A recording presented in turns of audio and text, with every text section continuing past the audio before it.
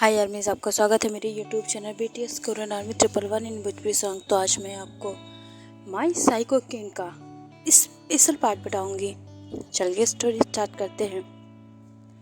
ते कुक शोकी अपने रूम में इंटीमेट हो रहे होते हैं। ते जो कि बहुत ज़्यादा ही हार्डली इंटीमेट हो रहा था और चीके जो कि मौन कर रही होती है। उसे बहुत ज़्यादा पेन होता है लेकिन उसे अच्छा भी लगता है और वो ते से इतना ज़्यादा प्यार करती है, इस वजह से वो दस जाती है। ते जो कि बहुत ज़्यादा ही गुस्से में होता है क्योंकि जेके ने किसी लड़के को देख लिया था और ते ने उस लड़के को मार डाला है, पर जेके को नहीं पता है। जेके को ये सब बिल्कुल भी नहीं पसंद है, इस वजह से ते उसे कुछ नहीं बताता है और बहुत ज़्यादा ही प्यार से उसको पनिश कर रहा होता है। जेके को सब समझ में आ रहा था कि ते गुस्से में है और ऐसे ही एक दिन ते और जेके ऑफिस जा रहे थे, तब जेके जो कि एक एम्प्लॉय से टकरा जाती है। तो फिर ते उस एम्प्लॉय को तुरंत गोली मार देता है क्योंकि उसे नहीं पसंद कि कोई उसके जेके को टच करे। आखिर इसने कैसे कर दिया, ये सब बहुत ज़्यादा ही जेके के लिए डरावना था। वो डरने लगती है ते से, तो ते जो कि उसे अपनी बाहों में छुपा लेता और कहता है कि रिलैक्स बेबी, इसे मैंने मार दिया है और अब ये तुम्हें परेशान नहीं करेगा। जेके ये सब बहुत ज़्यादा ही उसके लिए बुरा था क्योंकि वो ते से प्यार करती है, बट उसके इस तरीके के साइको बिहेव से नहीं। जेके जो कि अब बहुत ज़्यादा ही साइको रूप में ते को देख रहा था और वो बहुत ज़्यादा ही डर रहा था, लेकिन ते उसे बहुत प्यार से समझाता है कि आइंदा से किसी भी लड़के को टच मत करना, न उसे खुद को टच करने देना, वरना मैं उसका यही हाल करूँगा जो आज इसका हुआ है। ते जेके को इसलिए डरा कर रखना चाहता था क्योंकि वो भाग न जाए। अगर वो भाग गई तो जी नहीं पाएगा, इसीलिए। और जेके भी उसे छोड़कर नहीं जाना चाहती है, बट उसके साइको बिहेवियर से बहुत ज़्यादा परेशान है और बहुत ज़्यादा ही वो पागल होती जा रही है इसके इस तरीके से बिहेव करने से। ते जो कि उसे समझता ही नहीं है। वो हर रात जेके के साथ इंटीमेट होता है, जेके को पनिश करता है। अगर गलती से भी वो किसी लड़के से टकरा जाती है तो उस लड़के को मार तो देता है, बट जेके को भी पनिश करता है। जेके किसी से भी बात नहीं कर पाती है। एक दिन जेके को जिमिन ने कॉल करके बुलाया होता है और जेके चली जाती है बिना ते को बताए। ते जो कि अब उसकी लोकेशन ट्रेस करवाता है और बहुत ही प्यार से उस घर में एंटर करता है, पर सामने का नज़ारा देखकर उसका खून खौल जाता है। जेके जो बैठी होती है और जिमिन उसे चिक पे किस कर लेती है क्योंकि दोनों बहनें हैं। तो फिर ते कहता है कि आइंदा से अगर तुमने इस तरीके से उसे टच किया तो मैं तुम्हें जान से मार दूँगा, एक पल भी ना गवाए। तो फिर अब बहुत ज़्यादा ही जेके परेशान हो गई थी उसके इस बिहेवियर से कि अब उसे उसकी सिस्टर से भी प्रॉब्लम है। तो उसके बच्चों से ये सोचकर जेके बहुत ज़्यादा डरने लगती है कि ऐसा ना हो उसकी बेबीज़ ही ना हो ते की वजह से। ये सब सोचकर वो ते से पूछ लेती है घर जाकर कि तुम्हारे बेबी के बारे में क्या ख्याल है। तो फिर ते कहता है कि बेबी बेबी मुझे नहीं चाहिए। तो फिर जेके जो कि कहते हैं क्या तुमने मॉम डैड से तो तुमने कहा था कि जल्दी ही मैं आप लोगों को आपका पोता दूंगा, तो फिर क्यों आखिर तुम क्यों कर रहे हो? प्लीज़ ऐसा मत करो, मुझे बेबी चाहिए। अब ते जो कि जेके को परेशान नहीं करना चाहता था, इसलिए कहता है ठीक है हम ट्राई करेंगे, ठीक है। जेके जो कि खुश हो जाती है, लेकिन ते जो कि बिल्कुल भी नहीं चाहता था कि वो अपने और जेके के बीच में किसी तीसरे को बर्दाश्त करे, और वो बहुत ज़्यादा परेशान था और अपने दिमाग में खिचड़ी पका रहा था। जेके जो कि उसे लगता है कि ते उसके और अपने बीच में किसी तीसरे को नहीं लाने देगा। वो बहुत ज़्यादा ही परेशान थी, लेकिन ते जो कि बिल्कुल भी कोई भी रिएक्ट नहीं करता है। तो फिर वो दोबारा ही ते से पूछती है कि हम बेबी कब कर रहे हैं। ते जो कि कहता है कि मुझे अपने और तुम्हारे बीच में कोई तीसरा नहीं चाहिए, चाहे वो हमारा बेटा ही क्यों ना हो। अब जेके का माथा सनक जाता है और वो रोने लगती है और कहती है ऐसा क्यों कह रहे हो तुम? आखिर वो हमारा अंश रहेगा तो तुम्हें क्या प्रॉब्लम है कि तुम्हें कोई डैडी कह के बुलाएगा, क्या तुम्हें अच्छा नहीं लगेगा? जेके जो कि बहुत ज़्यादा ही उसकी रिक्वेस्ट कर रही होती, पर वो जैसे मानने को तैयार ही नहीं होता है। जेके जो कि डिसाइड करती है कि अब वो इसके साथ नहीं रहेगी।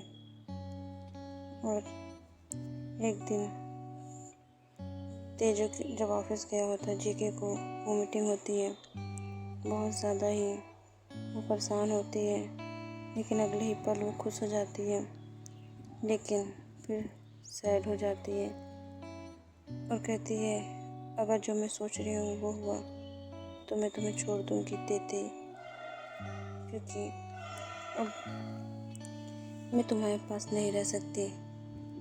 ऐसे ही अब बहुत ज़्यादा ही बुरी ख्याल लेकर जेके डॉक्टर के पास जाती है और वो कॉल करके ते को भी अस्पताल बुला लेती है। अस्पताल जाने के बाद डॉक्टर जेके को चेक करते हैं और सैड सा फेस बनाकर कहते हैं कि आप कभी माँ नहीं बन सकती, आपके अंदर बहुत ज़्यादा प्रॉब्लम है। तो फिर बहुत ज़्यादा ही रोने लगती है। तेजू उसे संभालता है और कहता है कि तुम प्लीज़ रो मत, मैं तुम्हें पहले से ही यही बता रहा था, लेकिन तुम मेरी बात नहीं मान रही थी। और ऐसे ही बहुत ज़्यादा ही जेके रो रही होती है। ते उसे संभालता है, डॉक्टर की तरफ इविल स्माइल देता है। डॉक्टर जो कि अपने हाथ से अपना सीना पकड़ के लंबी सांस लेती है और कहती है कि ये आदमी सच में साइको है, किसी के साथ ऐसा कैसे कर सकता है। और वो उन दोनों को जाते हुए देख रही थी। ते ने पहले उसे बहुत ज़्यादा पेमेंट कर दिया था, जिस वजह से वो बिल्कुल ही चुपचाप रहती है और जेके घर पहुंच जाती है। अब वो पूरा प्लान बना चुकी थी कि वो ते को छोड़ के चली जाएगी। नेक्स्ट डे ते को नींद की गोलियां देकर जेके वहाँ से बहुत दूर चली जाती है और जब जेके की नींद खुलती है ते की, तो अपने पास जेके को न देखकर वो परेशान हो जाता है। पूरे घर में ढूंढता है पर फिर भी जेके नहीं मिलती और पूरे विलेज में ढूंढ लेता है तो भी जेके नहीं मिलती। तभी जेके की लोकेशन ट्रेस करता है तो जेके उसे मैसेज करती है कि गार्ड्स को लेकर मत आना। क्योंकि मुझे तुम्हारे साथ अकेले टाइम स्पेंड करना है। और ऐसे ही वो बहुत जल्दी ही जीके के पास जाता है, क्योंकि उसे पता है कि जीके इस समय स्ट्रेस में है। इस वजह से वो जीके के पास चली जाती है और जेके भी उसके पास आ जाती है। जेके जो कि एकदम सुनसान रोड पर होती है, आसपास रेगिस्तान होता है। और ऐसे में ते बहुत ज़्यादा ही पता नहीं क्यों घबरा रहा था, जैसे कुछ बुरा होने वाला है। ते बहुत ज़्यादा ही घबरा रहा था, इस वजह से वो जेके को किस करने लगता है। जेके भी किस का रिस्पॉन्स करती है और ते को अचानक ही पेन होता है और वो कहता है कि तुम ऐसा नहीं कर सकती हो।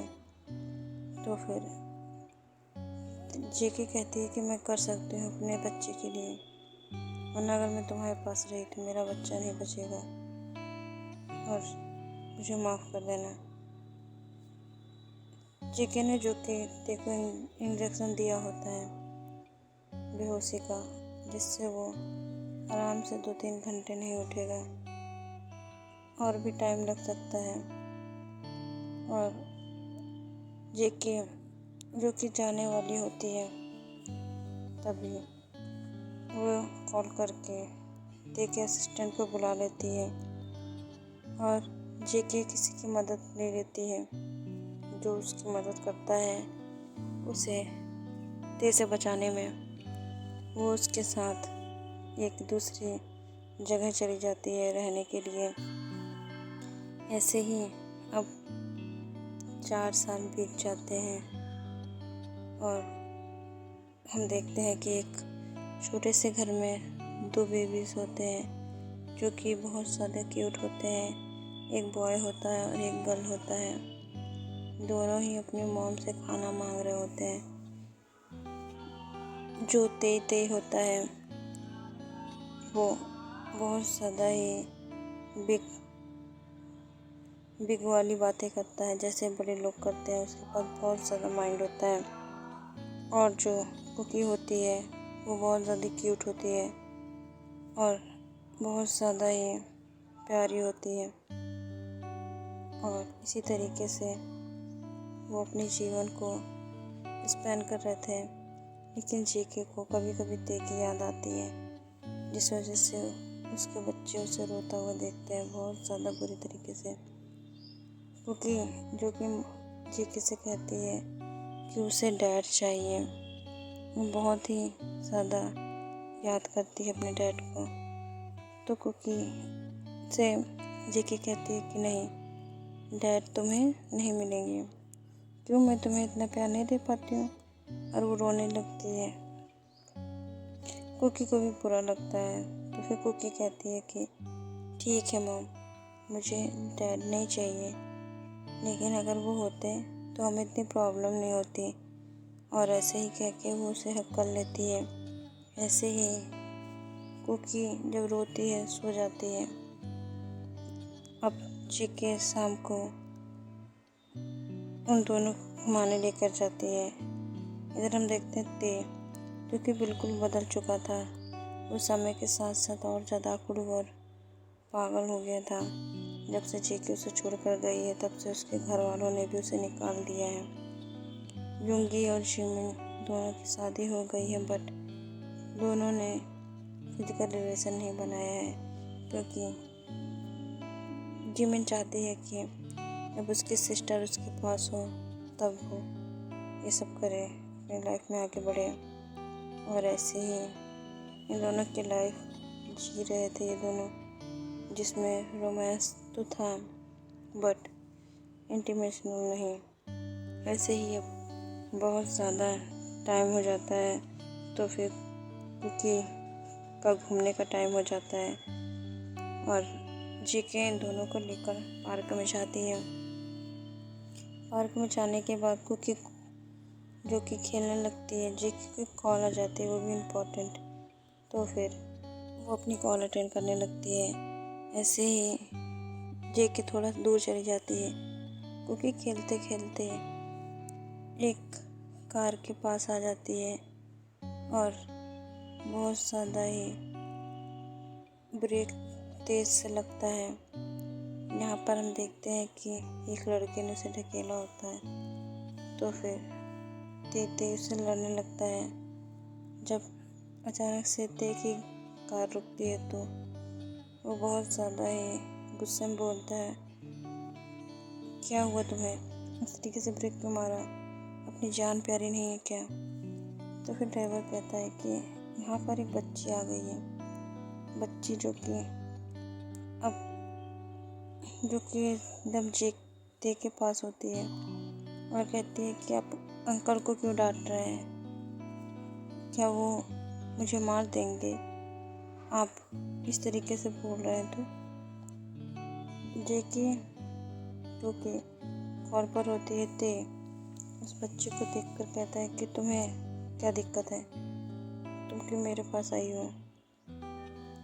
जो कि ते का असिस्टेंट होता है, बगल में बैठा होता है, उसे इस तरीके से फ्रीली किसी लड़की से बात करते हुए देखकर वो स्माइल करता है, क्योंकि ते कभी भी इस तरीके से अनजान बच्चों से बात नहीं करता है। पर ते को अपना सा फील होता है। अब कुकी उसे डांटने लगती है कि आप इस तरीके से किसी को नहीं डांट सकते हैं और आप कैसे मारने की धमकी दे सकते हैं। मम्मा कहती है ये सब बुरी बात होती है। ते जो कि उसकी स्माइल देख रहा होता है, उसके फेस को देख रहा होता है और इतना कह के वो स्माइल करके वहाँ से जाने लगती है। तो ते उसे रोकता है, कहता है कि रुको, और अपने असिस्टेंट से कहता है कि जाओ इसके लिए चॉकलेट लेकर आओ। तो फिर उसका असिस्टेंट जाता है, चॉकलेट लेकर आता है। ते उस चॉकलेट को कुकी को देता है, पर कुकी मना कर देती है, कहती है कि मम्मा मना करेगी, मम्मा डांटेगी। लेकिन ते फिर भी उसे देता है। तो वहाँ पर ते आ जाता है, उस चॉकलेट को लेकर वो तुरंत ही फेंक देता है और कहता है कि चलो, तुम्हें इस तरीके से किसी से भी सामान नहीं लेना चाहिए, दिस इज़ बैड मैनर्स। अब उसका असिस्टेंट देख कर कहता है कि ये बच्चा कितना अकड़ू है, जैसे कि सर को ही पड़ा हो। और वो अचानक से उसके फेस को देखता है तो ते से मिलता था, लेकिन वो कुछ नहीं बोल सकता है। और अब ते को भी उसके बहुत ज़्यादा ही प्यारी सी बातों की आदत लग गई और वो कुकी से दोबारा मिलना चाहता है। इस वजह से उसके पीछे पीछे उसके घर तक चला जाता है, क्योंकि जेके भी वही थी और ते बहुत ज़्यादा समझदार है। इस वजह से वो कुकी को लेकर वहाँ चला गया। ऐसे ही अब ये दोनों घर में पहुँचते हैं और किराएदार जो कि बाहर खड़ा होता है वो बहुत ज़्यादा ही अकड़ कर उससे पैसे मांग रहा होता है। तभी वहाँ पर ते आ जाता है। ते कहता है कि तुम्हें कितने रुपए चाहिए? वो जितने बताता है उसका दुगने पैसे देकर उसे यहाँ से भगा देता है और उस बच्ची से मिलने के अंदर जाता है और देखता है कि सामने जेके जो कि डिनर बना रही होती है, गेट से साफ किचन दिख रहा होता है। ते ये देखकर बहुत ज़्यादा खुश हो जाता है और तुरंत ही जेके के पास चला जाता है। जेके इस टच को फील कर पाती है और उसके आंखों में डर साफ दिखता है कि कहीं जेके उसके बच्चों को ना मार देते। लेकिन जब वहाँ पर कुकी आती है तो कुकी कहती है कि आप यहाँ पर? तो फिर ते बहुत प्यार से कहता है, हाँ मैं तुम्हारा डैडी हूँ, तो तुम मुझे अब डैडी बुलाओगे। कुकी जो कि बहुत खुश हो जाती है और उसे कस के गले लगा लेती है, हक कर लेती है और ते भी उसे हक कर लेता है। उसे जिन बच्चों से नफरत हो रही थी आज उसे बहुत अच्छा लग रहा होता है। यहाँ पर कुकी उसके पास चिपकी होती है, वहीं ते जो कि उससे दूर होता है। जेके ने उसे कभी ते से नफरत करना नहीं सिखाया, लेकिन जब भी वो अपनी मॉम को रोता हुआ देखता था ऑटोमेटिक ही उसके मन में नफरत आ गई और वो अपने डैड को सबक सिखाना चाहता है, उन्हें भी तड़पाना चाहता है। इस वजह से वो बिल्कुल भी उससे बात नहीं करता है। तेजो के बिना एक पल गवाए उसे लेके जाने लगता, तभी डोर पे कोई आता है जिसे देखकर चीखे जो कि उसे भगाने की कोशिश करती है। उसे डर होता है कि ते उसे मार देगा, लेकिन ते जो कि कुछ भी नहीं कर रहा था। चीखे जो कि उससे कहती है तुम चले जाओ। तो फिर वो आदमी कहता है कि अभी तू अपने पति के साथ क्या कर रही है, इससे तो मैंने तुझे अलग किया था ना। तो फिर चीकी कहती है कि चले जाओ यहाँ से, वरना तुम्हारे लिए अच्छा नहीं होगा। तो वो आदमी जो कहता है कि मुझे भी खुश कर दो। तो फिर बहुत ज़्यादा ही चीकी उसे वहाँ से फोर्सफुली भगाती है। तभी ते किसी को मैसेज करता है। जैसे वो आदमी घर से बाहर निकलता है, वो किडनैप हो जाता है। उसे भी नहीं पता होता क्यों। यहाँ पर चीकी और ते बहुत ज़्यादा खुशी से डिनर कर रहे होते हैं। जीके से ते कहता है कि मैं कल तुम लोगों को यहाँ से ले जाऊँगा, अगर तुमने एक भी शब्द बोला तो उस आदमी को मैं मार दूँगा। अब जेके कुछ नहीं बोलती, चुपचाप डिनर करती है। उसे इस बात की खुशी होती कि ते ने उस समय कुछ नहीं बोला। और डिनर के बाद ते को बहुत ज़्यादा ही अब जेके की लत लगती है। अब जेके जो कि इस बात को समझ पा रही थी, इस वजह से वो तुरंत ही कुकी और तेते को सुलाकर आ जाती है। कुकी और तेते भी सो जाते हैं और ऐसे ही अब ते जेके को बहुत बुरी तरीके से पनिश करता है और बहुत ज़्यादा ही बुरी तरीके से उसे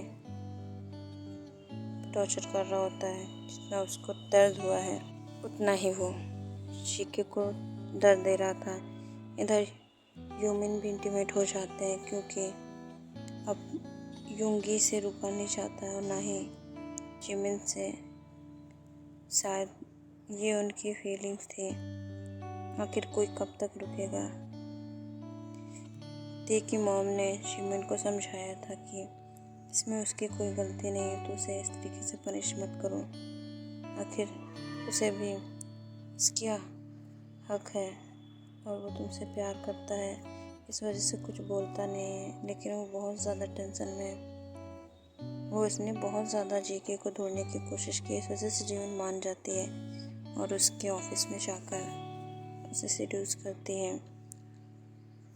पहले तो यूंगी इग्नोर करता है, बाद में जब जिमिन उसके लेग पे आके बैठती है तो वो बहुत ज़्यादा हार्ड हो जाता है।